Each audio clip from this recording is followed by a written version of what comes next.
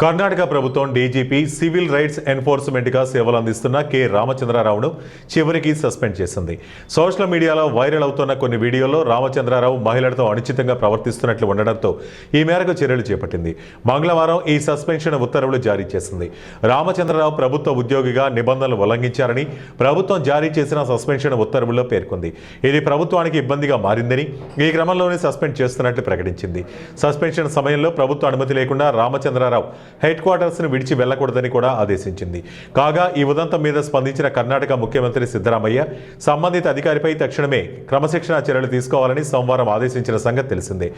ఇదిలా ఉండగా కర్ణాటకలో డీజీపీ స్థాయి అధికారి అయిన రామచంద్రరావు రాసలీల వీడియోలు బహిర్గతం కావడం ఆ రాష్ట్రంలోనే కాదు దేశవ్యాప్తంగా తీవ్ర దుమారం రేపింది. తన ఆఫీసులోని పోలీసు డ్రెస్సుతో యువతలతో ఆ సీనియర్ ఐపీఎస్ అధికారి సరసాలాడటం పట్ల తీవ్ర విమర్శలు వెల్లువెత్తాయి. Directorate of civil rights enforcement DCRE DGP Ramachandra Rao శృంగార చేష్టల వీడియోలు సోమవారం సోషల్ మీడియాలో హల్చల్ చేశాయి. యూనిఫామ్లో ఉన్న ఆయన తన ఛాంబర్లోని యువతలను కౌగిలించుకుంటూ ముద్దులు పెట్టే దృశ్యాలు ఆ వీడియోలో చూసి అంతా అవాక్కయ్యారు.